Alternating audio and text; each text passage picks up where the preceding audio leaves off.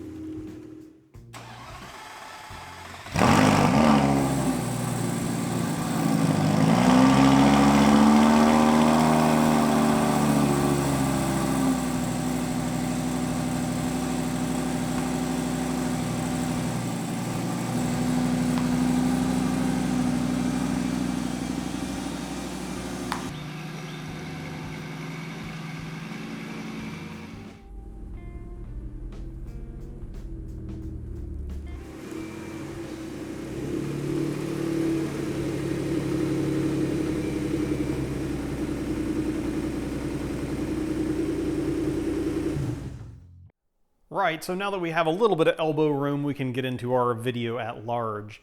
The meat and potato of today's installment is going to be first a quick post-alignment follow-up to our steering shenanigans video, which was probably the last thing you watched if I've uploaded this in order. Somewhat a question, because I honestly wasn't planning on making this particular video, but there's reasons. Don't worry about it. The second piece, though, will be a coil pack and plug change on the NSX, which, while not a big deal, I will include a little bit of a walkthrough for any new owners wanting to tackle the task, as well as some tips, tricks, and supplemental tools that might even help some of you seasoned wrenches avoid a headache on your next plug change.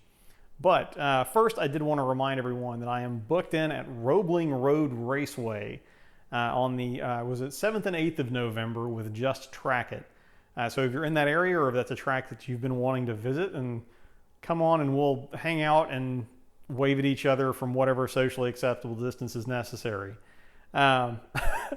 Roebling Road is an interesting track. It's a point of shame that I haven't been there almost, because I've lived in the region, Southeast United States region for so long, but it's one that I haven't made. And even though it was on the NASA time trial circuit when I was doing that, there was always just some conflict, real life conflict going on. I know that's not real life, but you know what I mean.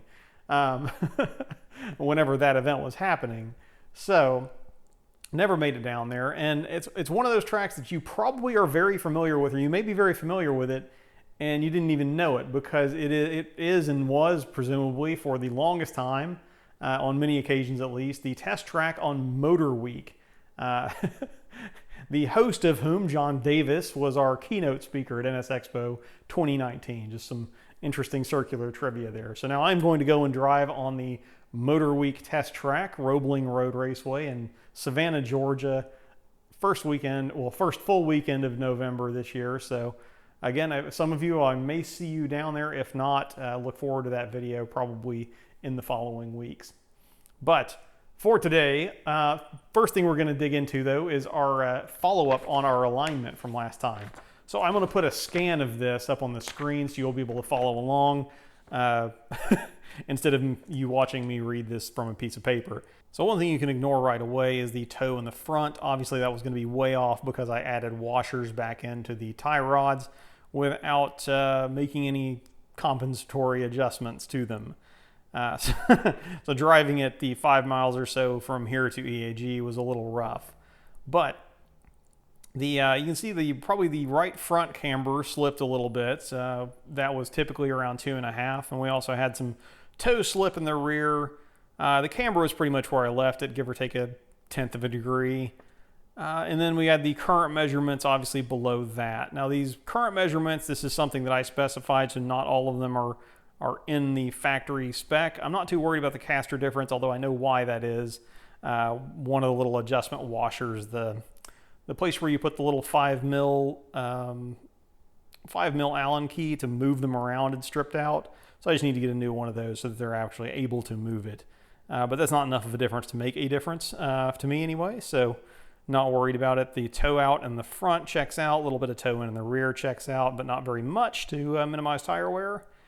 And then the camber in the rear is at -3. I could probably stand to do a little less than that, but that is the minimum that I'm able to achieve with the suspension in its current setup and ride height. Not too worried about that though, because I have over the years with a very similar alignment and similar camber settings, I've done pyrometer testing, and that gets me a pretty even heat spread for the way I drive. It also achieves pretty between the road and the track. The track, wearing the outside on the track and wearing the inside on the road actually has achieved very even tire wear, shockingly, for the past at least 2 sets of these Falcon Azena 615K Pluses that I've run. So, yeah, where I have it set currently are, that's kind of, yeah, modified based on some recommendations that I've gotten from known NSX hot shoes. If you are yourself a known NSX hot shoe and would like to comment on any changes or recommendations there, feel free in the comments below to do so. I'm sure everyone else could benefit from your knowledge.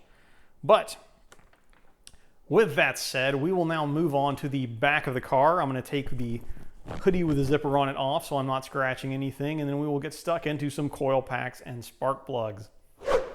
So having moved around to the back of the car, we are set up to start our coil and plug change and record that for your consumption.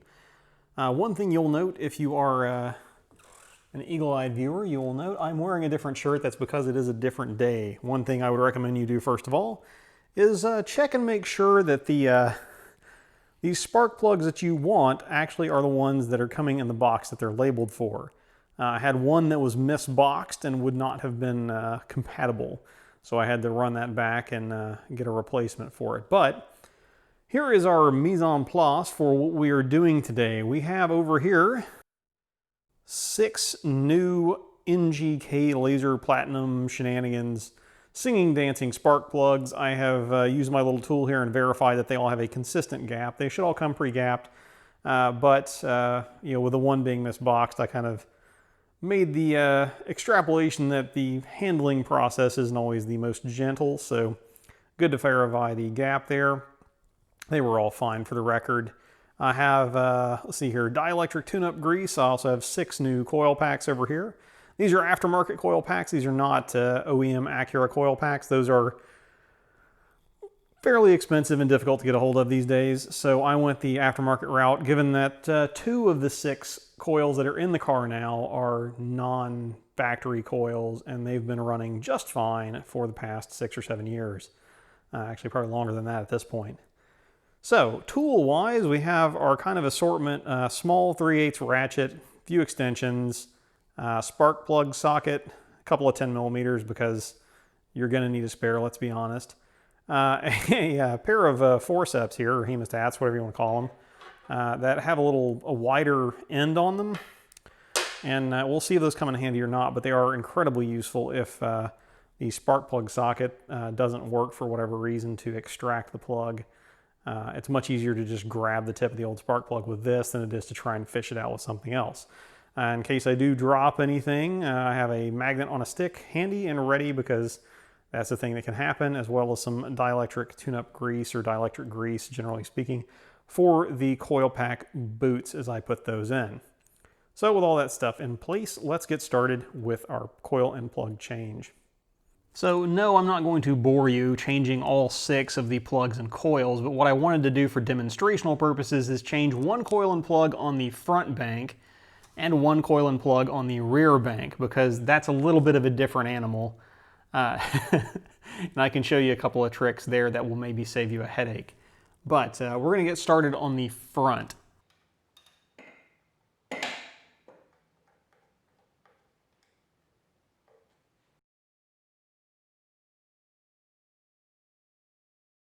So step 1 is going to be to remove the plastic coil covers. Now it's important as you're removing these, and this should involve, if you have a full set of hardware, 4 screws and 2 cap nuts. You also want to, as you're removing these things, check and make sure that this gasket comes with it. These are very important. You do want to reinstall these. I think a lot of a lot of less reputable shops will just discard these things because they are a pain to get back in, but they are kind of important, and they keep water, or at least they attempt to keep water out of your plug wells, which can cause some arcing. And is that, we've done a video on that before, which is why when you wash your NSX in the spring for the first time and accidentally spray some water down through the window garnish here, that you might end up with a misfire after that. So this is more important than it looks, and you want to keep track of it. I'll show you a trick to getting these back on once we get that far. But for now, we're going to set this aside, and then we'll get to the coils back here. So each coil is held in place by two 10mm bolts and the wiring harness. So first thing I'd like to do is unclip the wiring harness so that's at least loose. If I can get it off, all the better. And then I'm going to undo the screws and set them aside. A quick note on the hardware that you remove. All of these things here, because they thread into aluminum and are only little 10mm bolts, they have a torque spec of next to nothing. So if they are overly tight, you should probably have a conversation, a polite but firm conversation with whoever it was that was in there before. In my case, it was me, so these have come right out with no issue. Now, if the last person to install your coil packs performed the proper rituals, then they should just pop right out with very little ado, at which point you can inspect them for corrosion as well as ohm test them if you'd like to. I'm just changing mine because I know that several of these have been in there forever. And although they have been tested, I know at least one of the originals that was in here has gone bad. And although they are simple devices, that was a point of much consternation early in my ownership of the NSX, was trying to track down a stumble that was happening at kind of mid RPM. And it ended up indeed being a bad coil pack. I think it was one in the rear bank, and I would probably blame water intrusion for that, which is why I've gone to some great lengths, I guess, and added some extra protection back here, courtesy of Davis Design and Fabrication's Coil Guard water ducting kit. I'll link that video in the description or put it in the card if you want to go look at that one. But yeah, so we got the coil out. Next thing is the spark plug. Although these plug wells aren't that deep, you're still going to need an extension to get to them. And when you put this length of extension on it, you can run into some interference with the bulkhead up here. My recommendation is that you drop it in and seat it off of the ratchet, and then put the ratchet on to get the torque you need to break it loose. Then you can remove the ratchet to spin it the rest of the way out. That's the easiest way I've found to do it.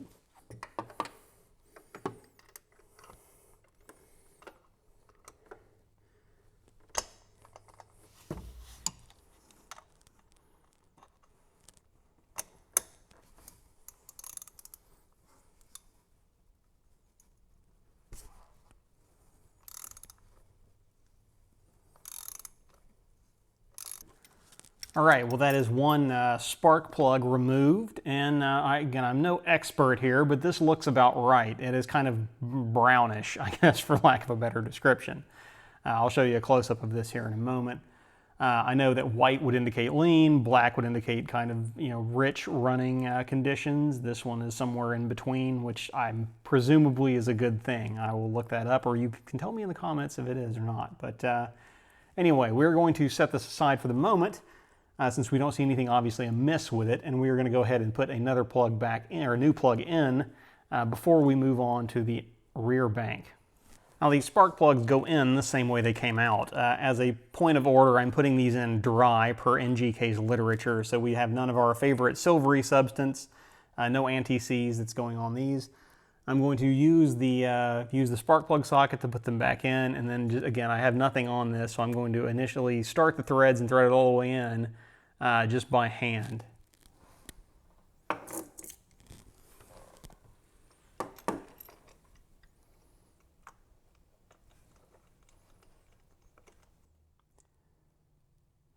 All right, so with that finger tight, this is when you are going to want a torque wrench. A small one, because the torque spec for these spark plugs is not Guten Toit, or force it till it gets easier and then back off a quarter turn, because you are threading this into an aluminum block, or aluminum head rather, and that's not a mistake you want to make, especially given the scarcity of NSX heads these days.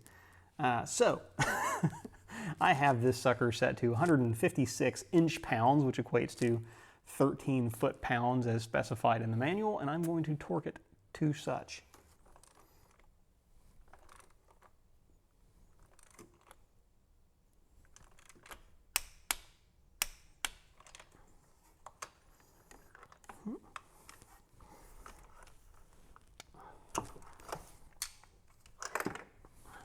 So with the new coil pack in hand, the first thing we're going to do is apply a generous coat of dielectric grease here. Kind of put a little bit on and then just give it a good old rub and cover all of the rubber surface here with the grease. This is not the worst stuff to get off your hands, although you might want to use like a latex or nitrile glove if you're disinclined to get messy. But that will accomplish a couple of things. It will ease installation and will also help prevent some water intrusion down the road if that should happen. Before we get to the rear bank, I did want to note something that I do when I remove the spark plugs, the old spark plugs and coils, is I want to number them and make sure that I remember where they went.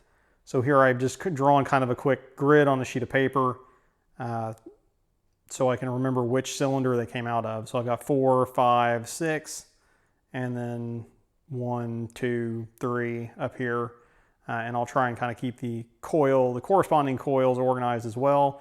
That way if one looks off and I need to investigate further, I know where to start.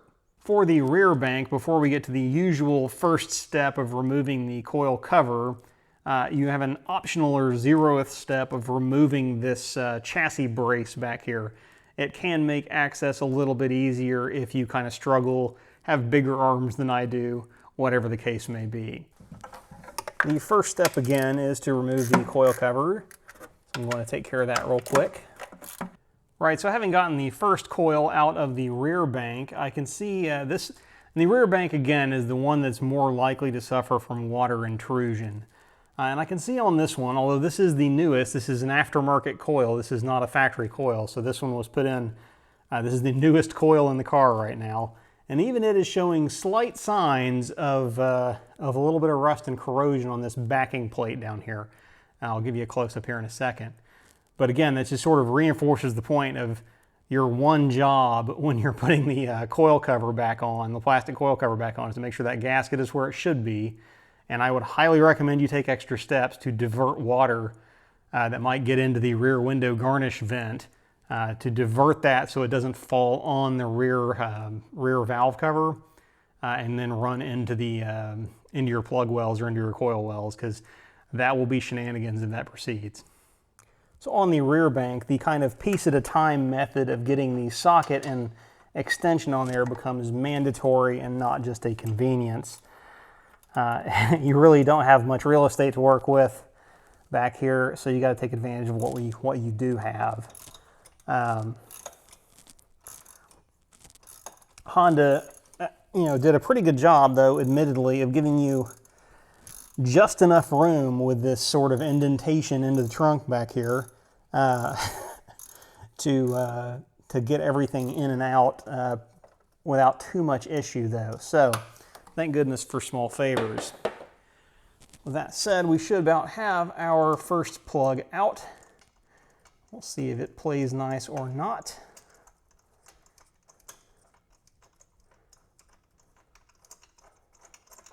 Okay, it is loose. Oh, no, but I do not have a spark plug.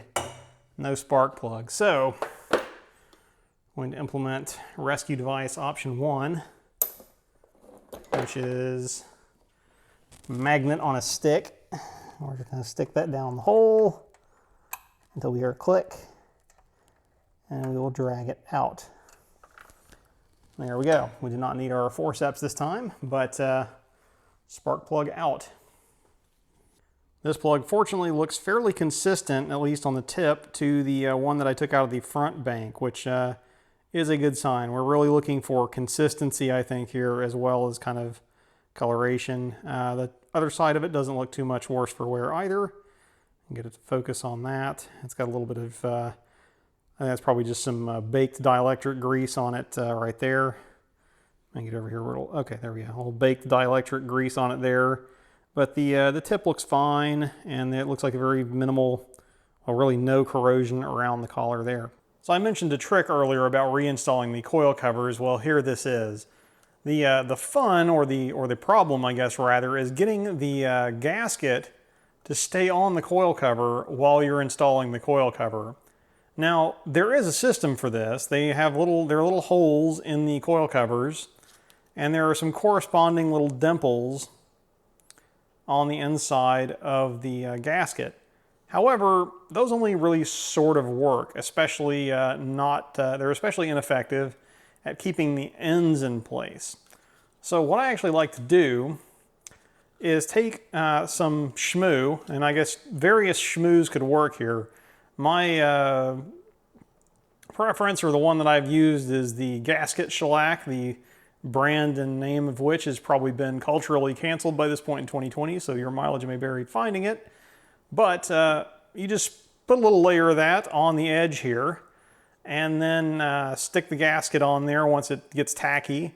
Hold it in place for a couple of minutes, and then once you're done with that, you have a nicely adhered gasket that will stay in place as you install it, no problemo. So having now gotten the rest of the plugs, coils, and coil covers back on the car, I wanted to hit a couple of details and procedural notes that I don't think I've mentioned along the way. One, and yeah, we are on day 3 of what should be probably a very casual hour and a half worth of effort for most of you, I think. But one thing procedurally is, I don't know if I mentioned this before, I may have. If I didn't, I do prefer to do, when I'm doing these changes, I prefer to do one plug and coil at a time. For the sole reason that that's only one opening into a combustion chamber down which I could accidentally drop something. For the same reason, I try and avoid the temptation, or I completely avoid the temptation to set anything on top of the intake manifold cover. The last thing you want to be doing is spending some quality time with a bore scope and a magnet or some little grabby tool to try and fish your 10 millimeter out of your cylinder.